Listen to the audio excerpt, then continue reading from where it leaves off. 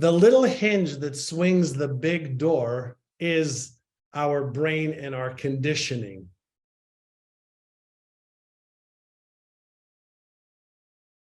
Welcome back to another episode of the Peak Performance Life podcast. Today, I am super excited. I probably have, again, the biggest guest that I've had, probably beating the last biggest guest that I recently had. So we keep getting bigger and bigger guests.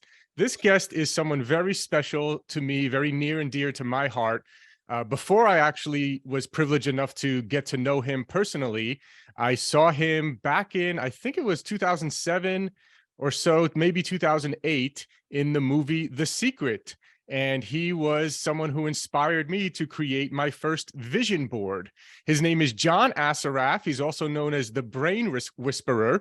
He's one of the leading high-performance success coaches in the world. He's a behavioral neuroscience researcher who has appeared numerous times on Larry King Live, Anderson Cooper, and the Ellen DeGeneres Show. He's a CEO and co-founder. He grew Remax of Indiana from startup to 85 offices and 1,200 sales associates that sold over $4 billion a year. He's also one of the founders of Bamboo/IPIX that went public on NASDAQ with a market cap of $2.5 billion. He's written 4 books, including 2 New York Times bestsellers.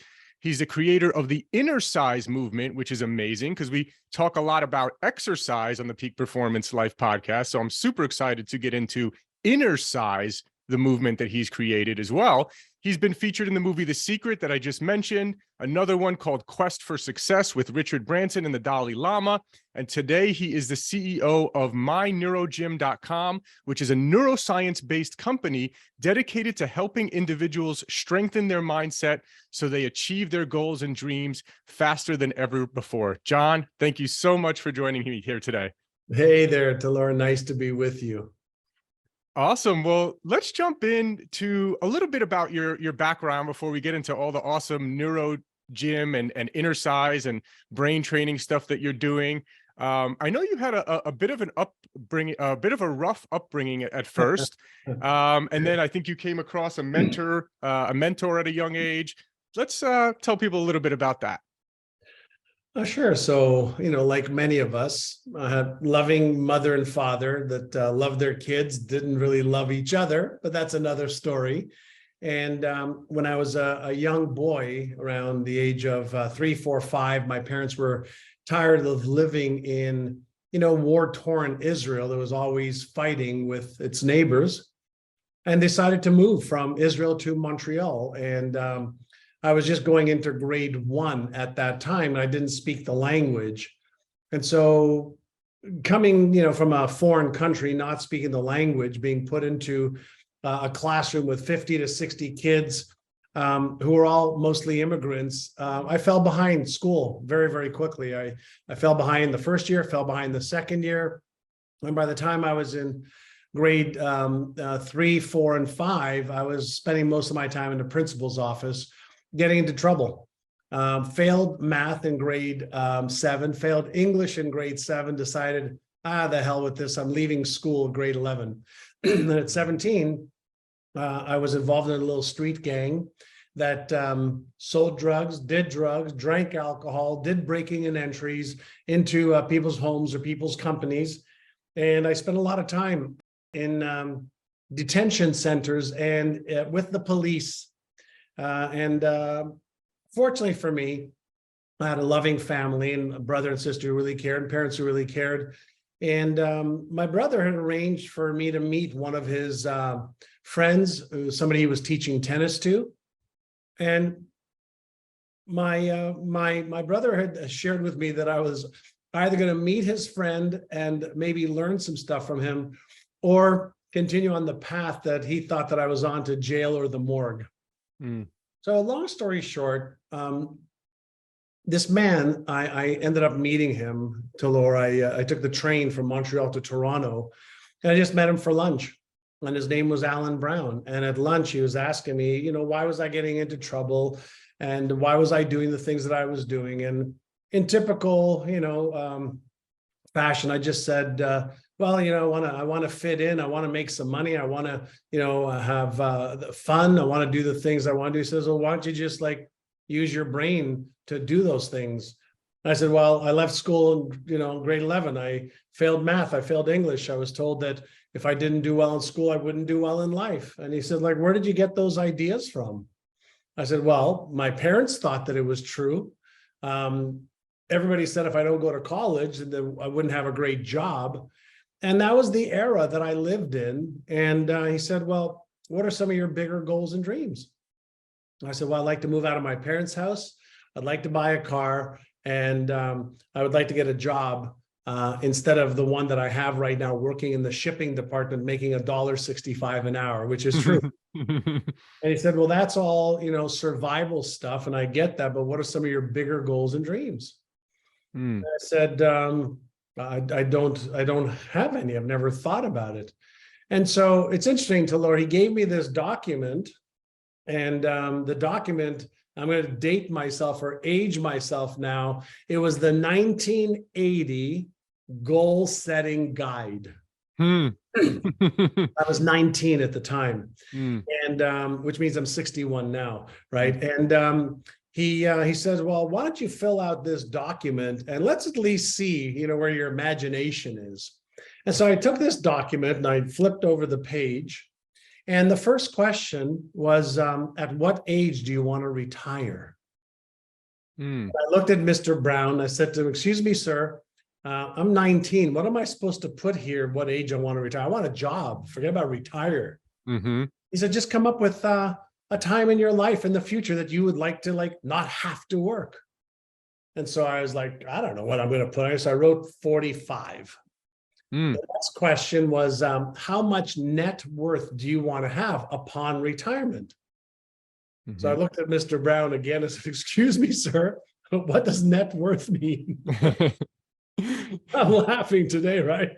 He says, well, when you have assets like houses, cars, jewelry, art, and you have debt that you owe against that, you take the debt away from the asset, and then you have a number, and that's your net asset. That's what you're really worth, or your assets are. So, okay, what should I put there, Mr. Brown? He says, come up with a number. And I just said, okay. I said, $3 million. And I could have written 300 million, wouldn't have made any difference. 3 million to me was like 300 million. Then it said, who would you like to help along the way? What kind of car do you want? What kind of home do you want? Where would you like to travel? What would you like to do? What experiences do you want to have? And I just wrote down, travel the world first class, retire my parents, have a Mercedes-Benz, 4-bedroom house, Italian clothes. And I just wrote down all of this stuff. That was mostly stuff that I used to watch on Lifestyles of the Rich and Famous with Robin Leach, which is a guy that had this show. And so I gave Mr. Brown this document. I'm smirking like, this is like, airy-fairy stuff. And he looked at it, he said, nice job. He says, this is a really good vision for a life that you could be proud of. I said, you bet. And he said, I'm going to ask you one question. And the answer to this one question will determine whether you achieve it or not. And I said, achieve what? He said, all of it. I said, okay, what's the question? I remember this like it was yesterday. He leaned in and he said, are you interested in achieving all of these things, or are you committed to achieving them? I was thinking, interested, committed, like what? And I said to him, excuse me, Mr. Brown, or I said, sir, well, what's the difference? And he said, son, he said, if you're interested, you'll come up with stories and reasons and excuses why you can't. If you're interested, you'll allow the fact that you left high school grade 11, or the fact that you failed math or English, control your thinking.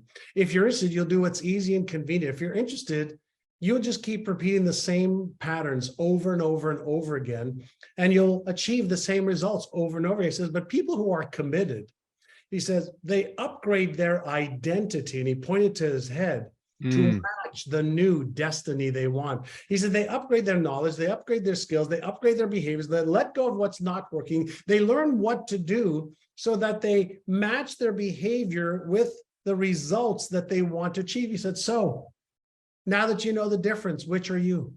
Interested, or are you committed? And to Laura, I don't know why.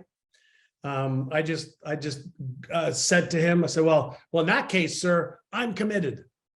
I need reached out his hand. He said, in that case, I will be your mentor. And I said, oh, wow, thank you. What's a mentor? True story. This is how this went down. The date was April 1980.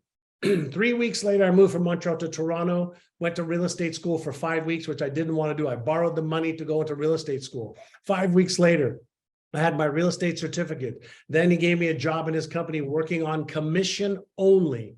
But he taught me what to say on the phone cold calling. So he gave me a script and made sure that I recited the script on a cassette tape and listened to it 100 times, 200 times, 300 times, so that I could know the script inside out. And I would call people that I didn't know, and I would go, hi, this is John Assaraf with Allen Brown Real Estate. We have somebody who's looking to buy a home in the neighborhood. Have you thought about making a move? I'm reciting that, just so you know, from 41 years ago. Okay? It's ingrained. It's ingrained because I listened to it so much. So the whole point to get you here is one man, one question, one answer. I'm committed. Changed the trajectory of my life, and I've never looked back. Amazing. That's an incredible story. And now you're this mentor now to so many people. I know you have a huge following on social media and everywhere else. So yeah, let's kind of jump into that right now, because you teach people about how to retrain their brain, right? About how to let go of old stories and beliefs, like this mentor did with you, old habits, behaviors. Can you talk a little bit about how you're doing that? Sure. So, I got fascinated once I started following what Mr. Brown was sharing. So let me share with you something that he did with me. Is after I wrote down all those things that I wanted, it didn't end there. He asked me, well, what would you need to believe about yourself in order to achieve these things? And I said, well, I'd have to believe that I'm smart enough. Have to believe that I can achieve it. I'd have to believe that I'm worthy enough. I'd have to believe that I'm capable enough. I'd have to believe that I can overcome obstacles. I'd have to believe. And I wrote down all of these beliefs, and he helped me write, of course. And he says, well, currently you don't believe that, or you'd already be doing the things necessary to achieve the goals. So every day he had me review my goals. He had me recite what I would need to believe. He had me record my goals. He had me record the beliefs, the perspectives. He had me record the habits that I would need to develop. And then he would have me do the things necessary every single day. From the time I came into the office, I'd review the goals, review the beliefs, review the perspectives, review the habits in my mind. And then I would have to get to work to implement behavior in alignment with those beliefs. So good. Right? So I focused on what I call is the inner game first, that I didn't believe. Like when I said to myself, I am so smart and worthy of achieving $10,000 a month, which was my first goal. There's another voice in the back of my head when I would read that or recite that would say, bullshit, that's not true. Right. You don't feel you're smart enough. You don't feel you're good enough. You don't feel you're worthy enough. You're not making 10 grand a month. He says, don't worry about that little voice that wants to keep you stuck. You just keep doing this, and you will start to develop the brain patterns that you will start believing it. And the more you behave in ways that are in line with what you currently don't believe, but you start behaving that way, and you recite these beliefs, and you see it, and you visualize it, and you feel it, you'll reinforce patterns in your brain like astronauts do before they go to Mars, or like Olympic athletes do before they are in their event. He says, you work on the game on the inside, and you follow through with the behaviors on the outside. The integration of those, which I now call are the neural patterns, is what will drive the behavior automatically. And so I listened to him. I just said, okay, you know more than I do. You're making millions. My life sucks. I'm in debt all the time. You're driving a fancy car. I don't have a car. You have beautiful homes. I don't even have my own apartment. You've got beautiful clothes. I'm still wearing, torn jeans and a t-shirt. So I started to train my brain when I was 19. Over the years, I realized that there was more and more evidence around whether it's, self-talk. Mhm. I started to realize that I'm not my emotions. I have emotions. I started to realize that there was a lot of brain research around neuroplasticity, the brain's ability to create new patterns. I Mm. started to realize that none of us are born with any belief patterns. We're not born with any habits. We're not born with a self-image. We're not born with any fears. And we develop a self-image of ourselves. We develop empowering or disempowering beliefs. We develop empowering constructive habits, but also maybe destructive ones. But that doesn't define who we are. Right. So when I got deep into the work of understanding what I call the neuromechanics of what happened to me because of what he had me doing, even though at the time the scientific evidence wasn't there,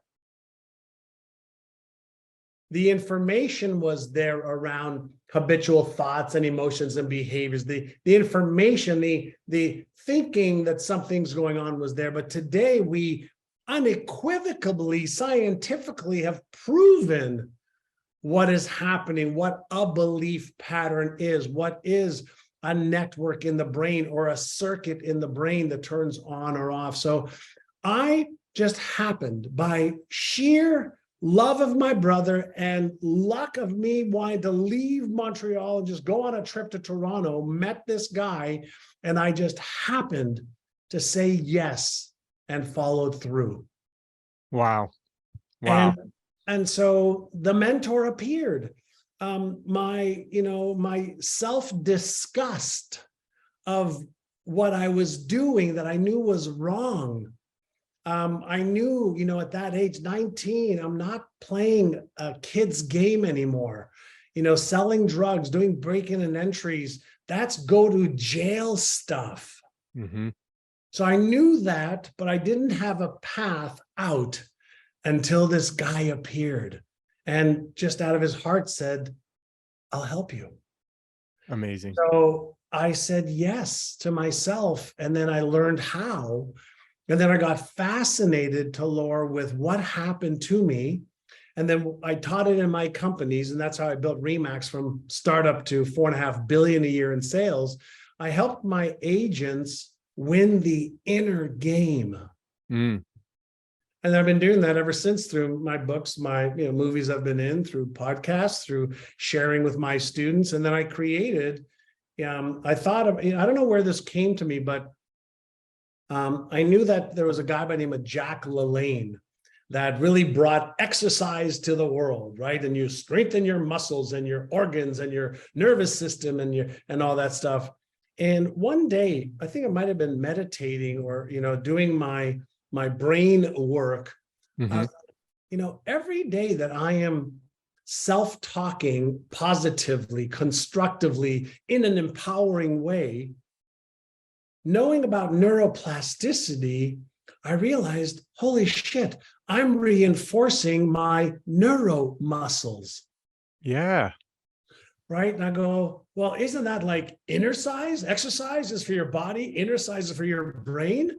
I said, well, is it possible that, my self-image, self-worth, and self-esteem are neural patterns or neuromuscles, and maybe they're weak? Maybe I can make them stronger. Well, if I could make them stronger, what would I do to make my self-image neuromuscle stronger?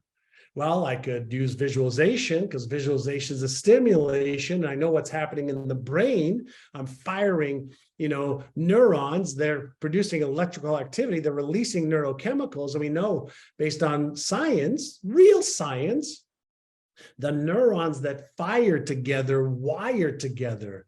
The neurons that wire together that get refired on an ongoing basis reduce their resistance for that firing and becomes automatic. Oh, isn't that what a habit is? So I started to see what the neuromechanics were of high performance thinking, the neuromechanics of emotional control and mastery, the neuromechanics of creating and reinforcing constructive, positive, empowering habits that then tied to implementation of strategies of how to achieve any goal. Because it's 2023, basically, right? And we know how to achieve most goals. Yeah. But we're not habituated to taking the behaviors to achieve those goals. So I just got fascinated with neuroplasticity. I got fascinated with the three core circuits in the brain, the salience, executive, and default mode networks, and the different circuits that turn on or off, whether it's the fear circuit, the motivational circuit, the self-image circuit, the belief that I'm good enough or not good enough circuit, the doubt circuit, the stress circuit. These are all things that are happening in our brains. And I just got fascinated with how do I take what I know as somebody who studies neuroscience and neuropsychology every day, and then how do I create material, content, coaching, or innercises that people can just do with me, like basically guiding them as, you know, their brain whisperer. Amazing. That's how I started to do what I did. I took my life and I've used it to build companies. I've used it to lose 30, 40 pounds of fat off my body. I've used it to stop drinking alcohol. I've used it to get in the best shape of my life in 60s. I've used it to stop refined. I've used all the stuff I've learned about the brain in my own life to make my life better. And then I want to it's so powerful. I just want to share it with others. Incredible. I mean, INNERCISES is just such a perfect name. And, you know, everyone who listens to this podcast is at least interested probably in health and personal as well as physical as well as mental health.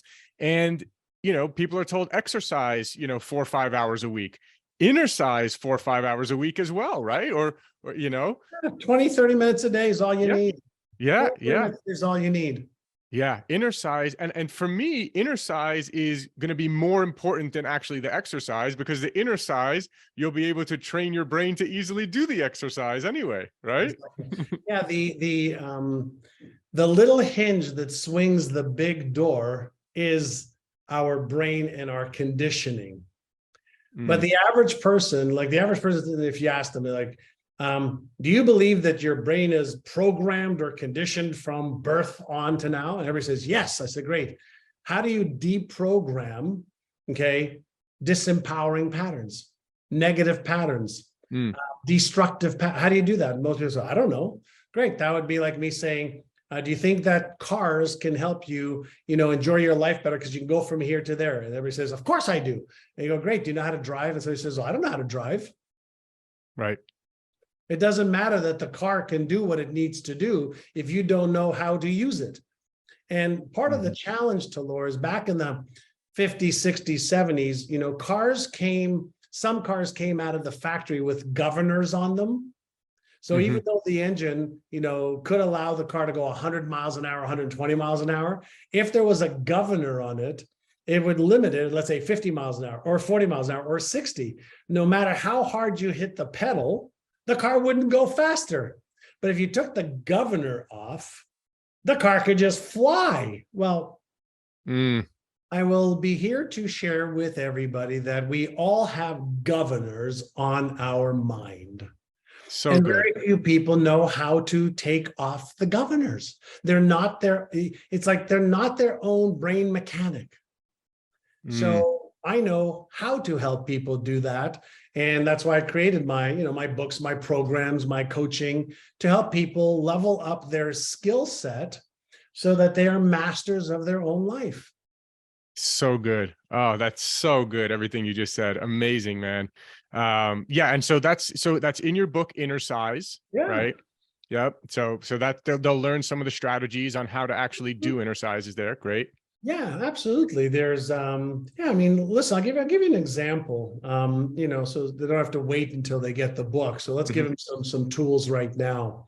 Great. So what do we know about like the human brain, right? There's a few things we know. So we know that it operates based on a set of principles or laws, right? So number one is avoidance of or safety and security first. So if there's anything we want to do, there's anything we're watching, there's anything that, a goal we want to achieve, our brain's saying, is there anything in doing that that could cause us to harm ourselves, and lose our life, safety and security? Mhm. And if the answer is no, then we go to the next level. So great. Is there any potential pain or discomfort?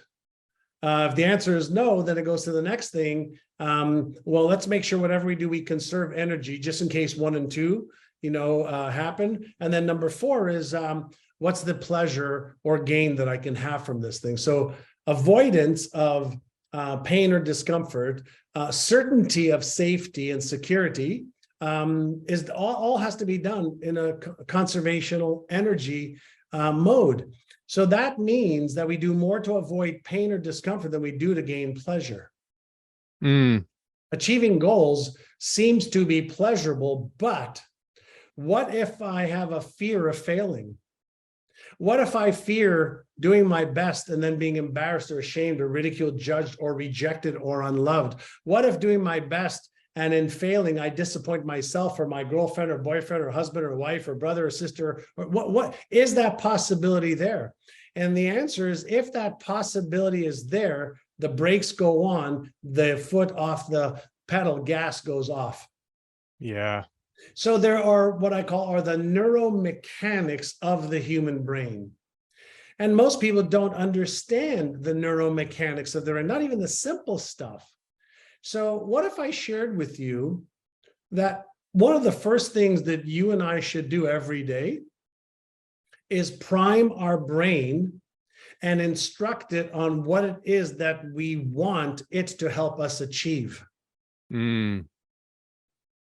Our brain by default, and the reason for those of you who are watching, right now, you see Frankenstein's monster above me and you see Einstein over to the right over here on my screen. Einstein is the imagination side of our brain, the executive director, the deductive reasoning part of our brain. Well, I can do this, I can do that, we can do this, we can do, oh my God, high five, this is so good. We imagine ourselves doing great. But this part of our brain is responsible for the number 1 and 2 things that our brain is wired to keep us safe, wired to move us away from real or imagined danger. So what happens is, if I take my vision for my life and my goals for health, wealth, relationship, career, business, finances, fun, and experiences, and every day I give my brain an instruction, these are the things that I want you to help me achieve.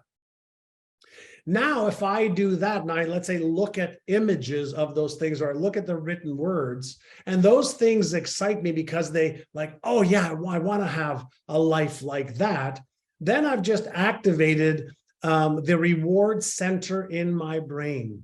And then I've just released dopamine, which my brain loves and becomes addicted to dopamine.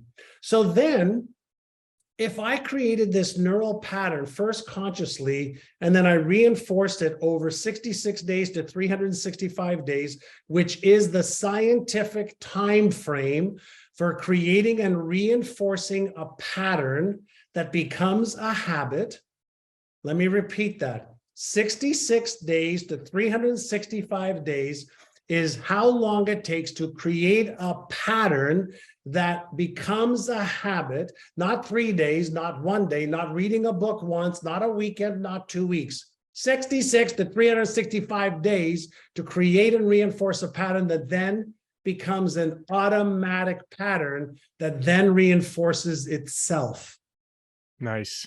So if I did that every day, and then I behaved in ways that I needed to, and I focused my mindset on what I needed to focus on, and I developed my emotional management skills, because there's going to be ups and downs. and I upgraded my knowledge and then I did what I needed to do every single day, then wouldn't that by default suggest that I am directing my thoughts? I am learning how to manage my emotions, of which emotions are all triggered in my subconscious mind. I am now directing my behavior because I'm going to take my vision and my goals and I'm going to break it down. So you want to be healthy? Great. Why? Why must you be healthy? Write out the why you must be healthy. Great. What's the behavior you commit to taking every day for the next, 365 days or at least 100 days to get started? I'm going to go for a walk every morning for 30 minutes. Great. Put that on your calendar. You commit to that. There's no deviation from that. Right. Right. And speaking of which, in your 40s, right, you were, I believe, a little bit overweight, and now you're in your 60s. And our mutual friend, who's a good friend of both of ours, said that he saw you this past weekend and you got a 6-pack in your 60s. Yeah, I was 243 pounds. Wow. 33% body fat, borderline diabetic, hypertensive, fatty liver from drinking too much alcohol. And I decided to use all of my brain science to release all the fat that I didn't need in my body. I've got 12% body fat now. I've got a 6-pack at 61, and I'm in the best shape of my adult life, all by retraining my own brain and my self-image and my fat set point, which is a little bit deeper of a discussion of what that is. But yeah. Interesting. Okay. And that was basically just using the same tools and strategies that you just spoke about. Yeah. And there's like I said, there's a methodology by which our brain operates. And if I work with my brain, then it's not working against me. So if you think about this, how much is the human brain worth?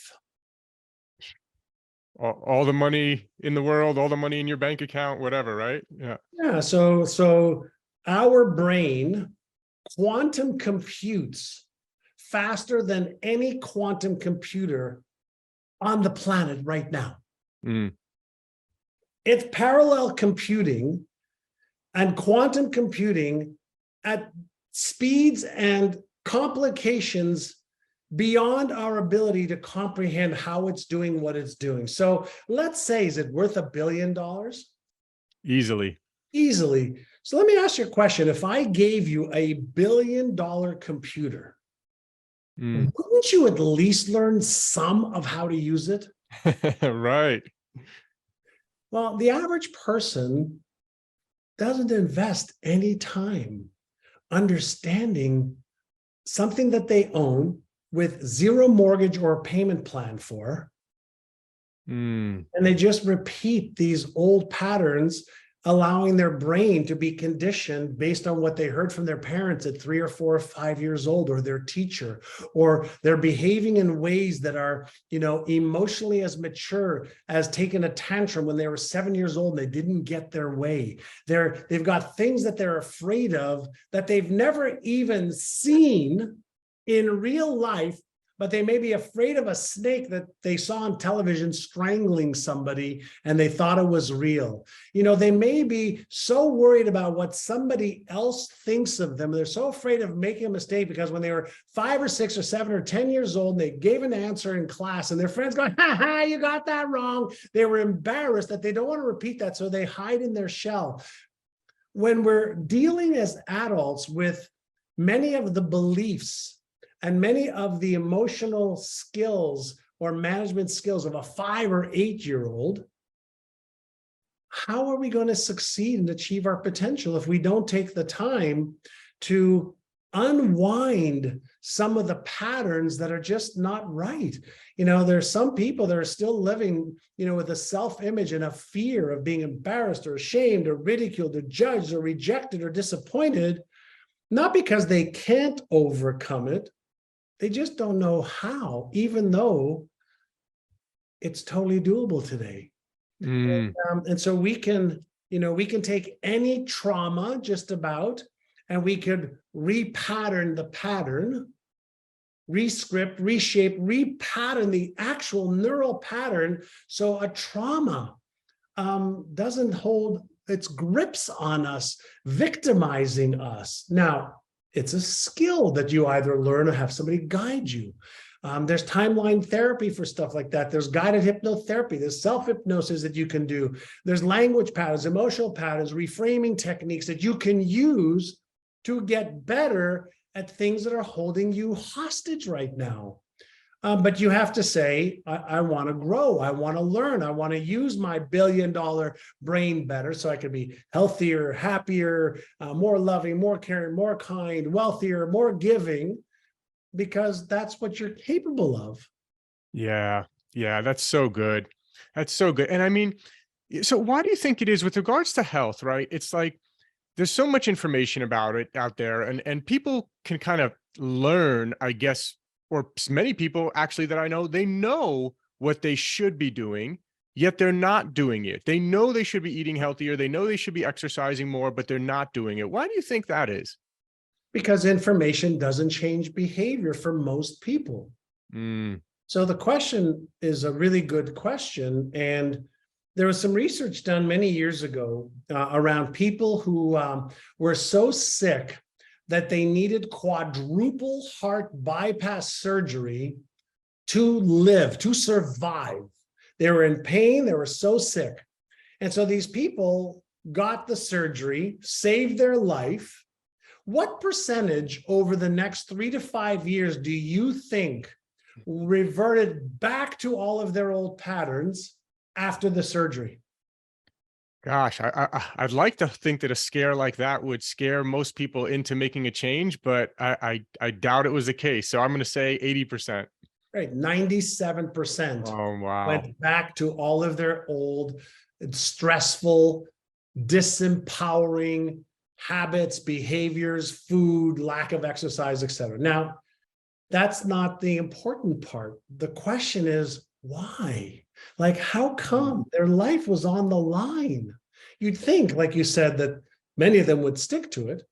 And the answer is, when you understand that only 3% or so of your thoughts, 3% of your emotions, 3% of your behaviors are deliberate, and 97% are based on the subconscious patterns that govern thoughts, emotions, and behaviors, you go, okay, so if I gather more information and I know what to do, where is that happening in the brain? Well, it's happening in the short-term memory part of the brain. Short-term memory doesn't translate to long-term behavioral changes because we have a behavioral cortex, right? So the question then becomes, how can we help people get healthy and stay healthy?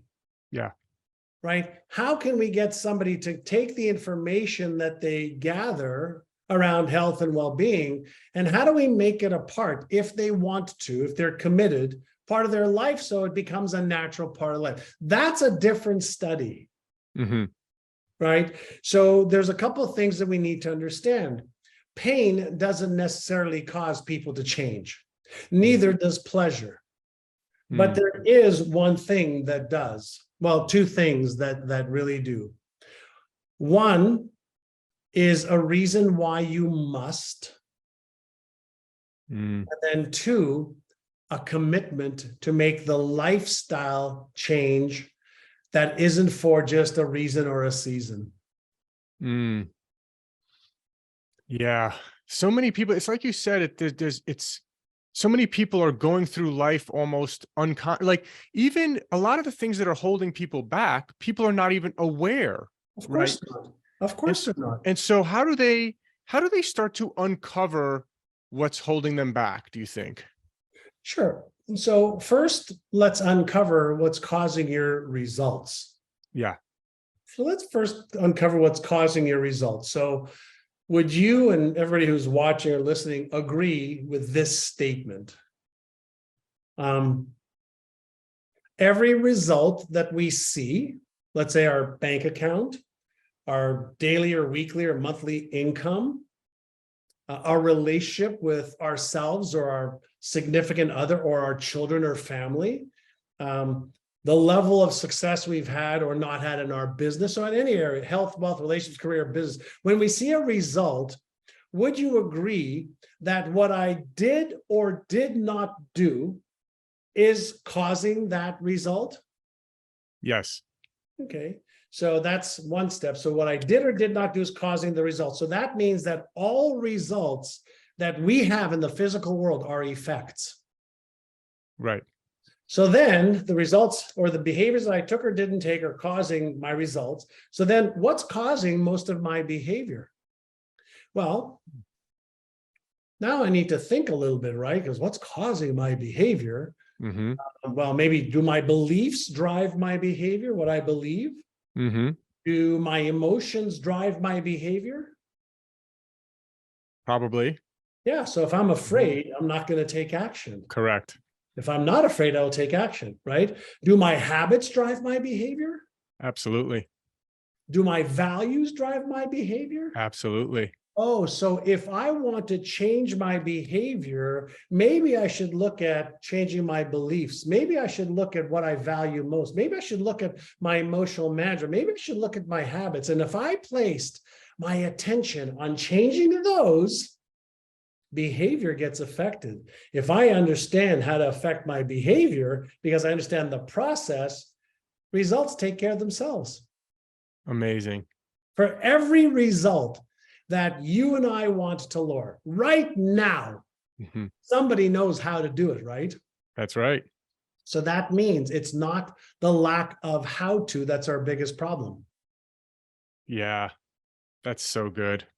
right? Man, I thought I was pretty good at this stuff. You are blowing me away and inspiring me. And like, I just want to like go take action right now. It's incredible.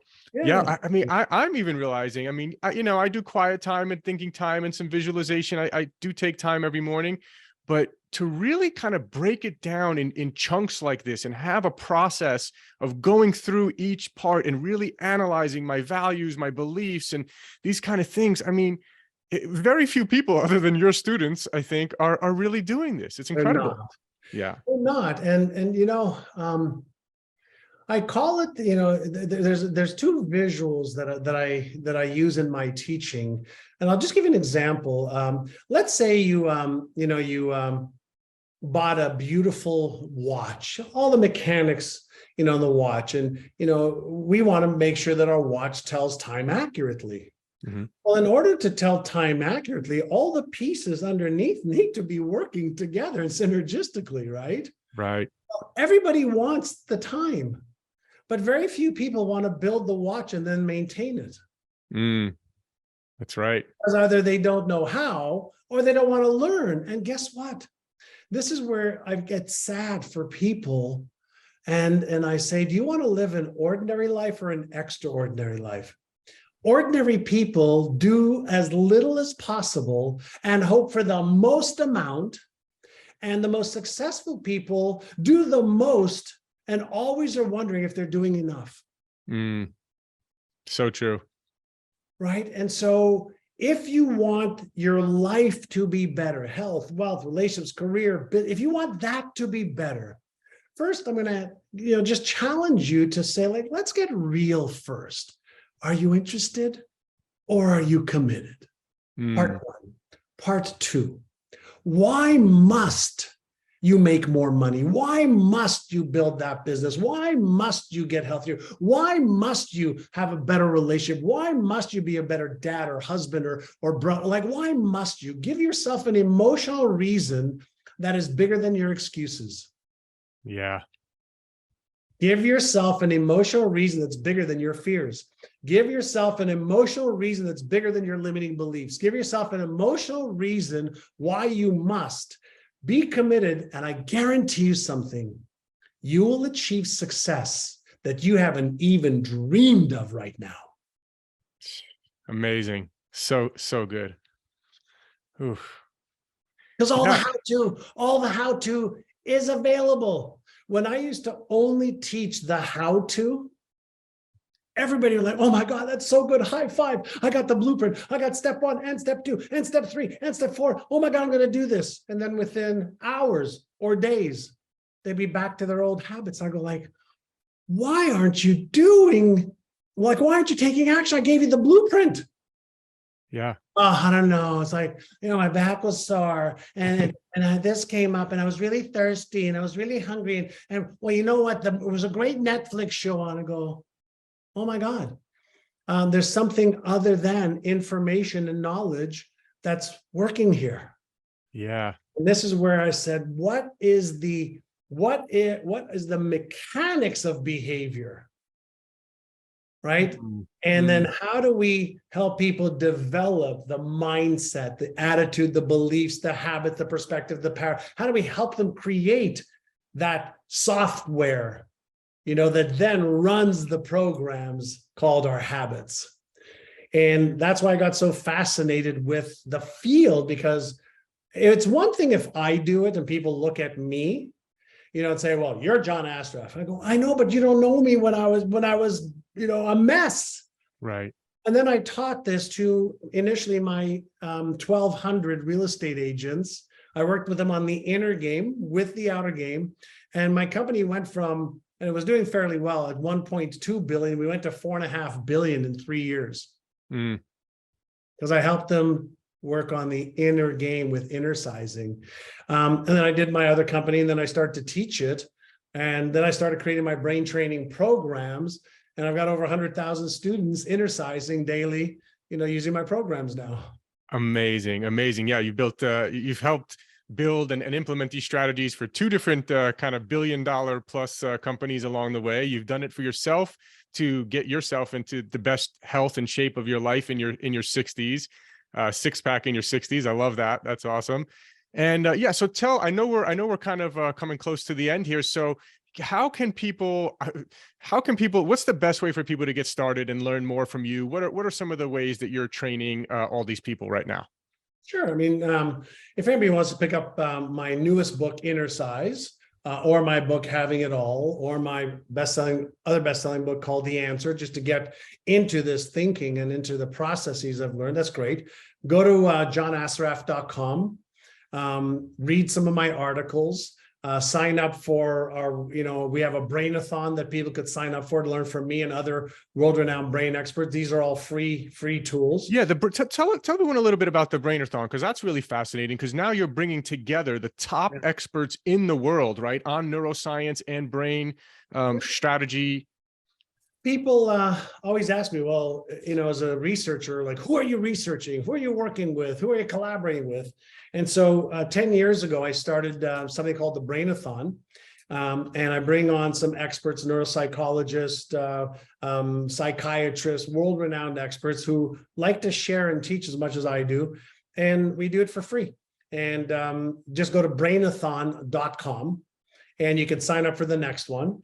And basically you'll have, 5, 6, 7 hours of free training with me this year. On the upcoming brain-a-thon, we've got Dr. Judy Ho, forensic neuropsychologist. We've got Dr. Shafali, brilliant at awakening your authentic self. I've got Dr. Joan Rosenberg. I got a variety of different brain and success experts that'll help shift your awareness about what's possible. But more than that, give you the tools of what you can do right now, techniques that you can start implementing right now that are easy, and get yourself into just understanding yourself more, understanding why do you do what you do? Why don't you do the things you know you should do?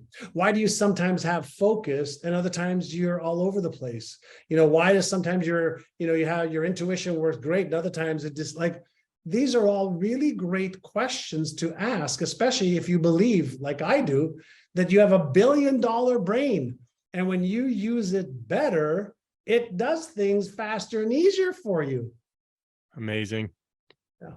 So good, John. Oh, John, this was my favorite episode of our podcast. Yeah, this is so good. I mean, I love this stuff. I thought I was pretty good at it. I'm so pumped. Like, I'm going to get a physical copy of Innercise as well, and really start because I do some of the high level stuff, but I want to get into like this systematized way of like really understanding and doing it. It's like you said, the example of the watch, right? If I think to myself, like, how do I build a watch? Like, I don't know, but I could learn how to build a watch? How do I, systematize and create new beliefs and value, patterns and things like that in my brain? Well, like, I don't know, but and you've laid it out step by step, and I can learn. It's amazing.